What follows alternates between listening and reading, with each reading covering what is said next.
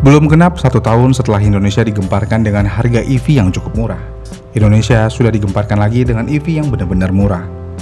Ya, di event Gias, Wuling resmi meluncurkan Wuling Aira EV. Memang, mobil ini sudah diprediksi akan memiliki harga di bawah REV, dan kemungkinan harganya ada di angka 180-190 juta rupiah. Namun ketika diluncurkan, Wuling dengan berani memberikan angka yang cukup bikin orang langsung bikin SPK tanpa harus pikir panjang. Gimana enggak? Mobil ini cuma dijual dengan harga 155 juta rupiah aja. Menariknya, walaupun dimensinya super duper compact kayak REV, tapi Aira EV menawarkan pintu yang lebih banyak dari REV. Nggak cuma di situ, ukuran bodi Aira EV juga lebih panjang, yang mana ada di angka 3268 mm, sedangkan REV cuma ada di angka 2974 mm. Dan yang paling memukau dari Aira EV ini adalah EV ini walaupun harganya cuma di 155 juta rupiah, kalian tidak akan dileletin lagi ketika isi daya di SPKLU, karena EV ini sudah memiliki fitur DC Fast Charging CCS2. Dan diketahui juga, dengan fitur ini, Aira EV bisa mengisi baterai 30-80% hanya dalam waktu 35 menit.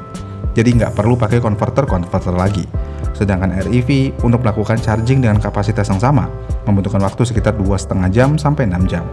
Ya, lama banget kalau ditungguin di SPKLU. Kaki kalian sampai dilaletin baru penuh tuh baterai. Dengan adanya nilai positif ini, nasib REV tentu aja akan terus goyang.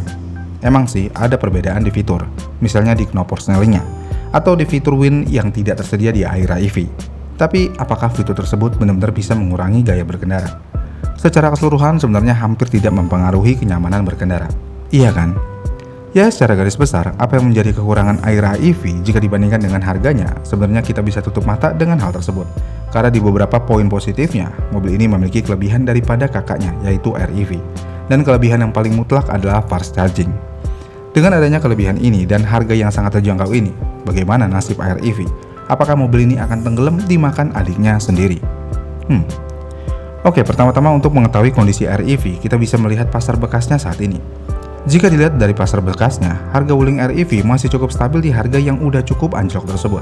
Yang mana kalian bisa menemukan REV dengan harga mulai dari 70-100 jutaan rupiah, tergantung tahun dan tipenya.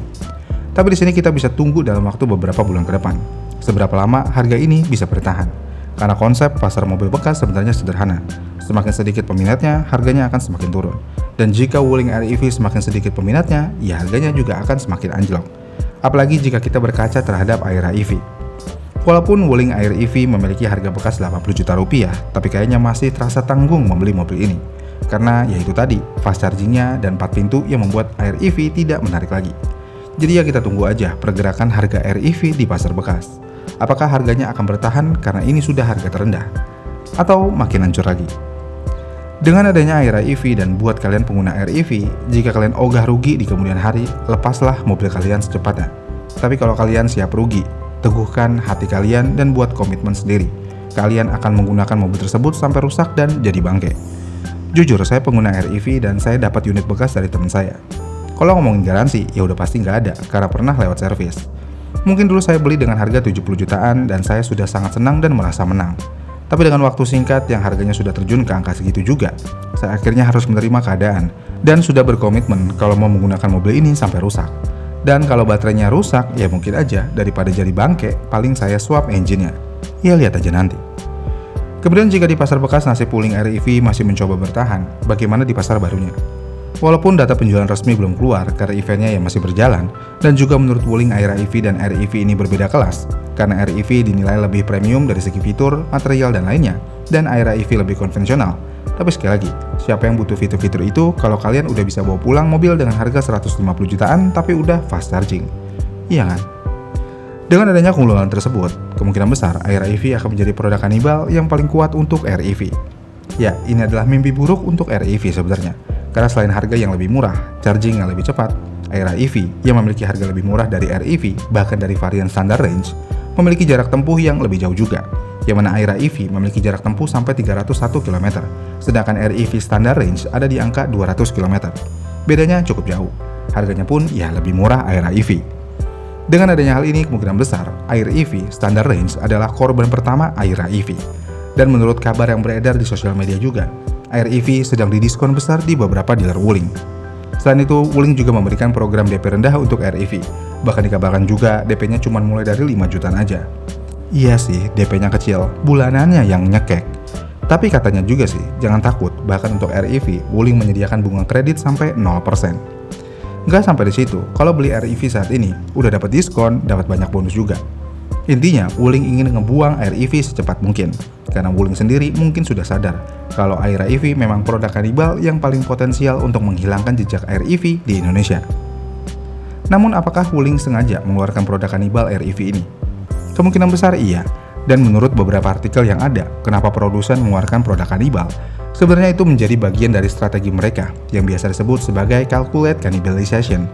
Dan dalam kasus Wuling, kemungkinan besar Wuling sudah sangat menyadari kalau pasar EV di Indonesia saat ini tidak lagi sama seperti saat REV pertama kali diluncurkan, yang mana pasar saat ini sudah berkembang menjadi sangat kompetitif, sangat dinamis, dan kedatangan banyak sekali kompetitor baru dari berbagai negara, terutama merek-merek agresif asal Cina lainnya yang siap merusak harga pasar dengan produk EV murah mereka. Dengan kondisi yang ada, kemungkinan besar lagi, Wuling sudah tahu juga jika mereka tidak segera meluncurkan sebuah produk baru yang jauh lebih superior dengan harga yang sangat menggebrak, maka ruang pasar yang selama ini mereka kuasai akan direbut oleh para pesaing baru tersebut. Jadi daripada pangsa pasar mobil listrik murah itu diambil dan dinikmati oleh merek kompetitor, Wuling memilih strategi yang jauh lebih berani, yaitu memakan REV dengan produk mereka sendiri, yaitu Aira EV. Dengan strategi ini, akibatnya kendali penuh atas takhta pasar microelectric vehicle di Indonesia akan tetap berada di bawah genggaman grup Wuling Motors. Maksudnya adalah, konsumen mungkin tidak jadi membeli REV, tetapi uang mereka tetap mengalir masuk ke kas perusahaan yang sama melalui pembelian Aira EV. Dan ini adalah sebuah langkah bisnis yang sangat beresiko sebenarnya, tapi bisa mematikan pergerakan kompetitor lainnya. Namun di sisi lain, Wuling sedang menyalakan api perang harga jilid 2 di Indonesia, dan Wuling harus siap menghadapi konsekuensinya nanti. Karena saya yakin dalam waktu dekat juga, beberapa kompetitor Wuling seperti BYD akan melakukan hal yang sama. Apalagi alasan Wuling Aira EV bisa murah adalah karena baterainya yang udah dirakit lokal di Cikarang. Dengan adanya perakitan lokal baterai aja, Wuling bisa memangkas harga yang signifikan. Dan jangan dilupakan, BYD sudah memiliki pabrik yang sangat besar di Subang. Saat ini masih dalam tahap uji coba sih. Namun, jika pabrik tersebut sudah berjalan sebagaimana mestinya, apalagi BYD dikabarkan juga ingin membuat bisnis hulu ke hilir di pabrik Subang, kemungkinan besar BYD bisa memberikan mobil yang lebih murah dari Aira EV saat ini. Namun Wuling juga sudah cukup matang di hal tersebut, karena mereka sudah punya pabrik dan bisa bikin baterai sendiri. Jika BYD menyerang, Wuling bisa menyerang lagi, dan seterusnya. Pada akhirnya, pasar akan disuguhkan dengan EV yang harganya benar-benar murah. Mungkin aja nanti harga EV cuma di 120 jutaan atau mungkin di bawah 100 juta rupiah kayak LCGC pertama kali dikeluarkan. Ya kita lihat aja nanti. Jika perang ini terjadi, tentu aja nasib REV hanya bisa menjadi kenangan aja. Lagi pula, jika kita mau ngomongin fitur, sebagus-bagusnya fitur REV, sepremium-premiumnya REV, kita harus membuka mata juga kalau REV memang sudah tidak bisa bersaing di pasar EV saat ini. Karena mobil ini sudah ketinggalan zaman, yang seharusnya di tahun 2025 mobil ini sudah tidak diproduksi lagi. Karena mau bagaimanapun, tidak ada upgrade yang signifikan dari mobil ini untuk mengikuti pasar. Iya kan?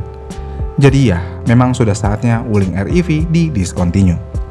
Gimana nih menurut kalian? Komen di kolom komentar di bawah ya. Terima kasih sudah menonton dan sampai jumpa di video selanjutnya.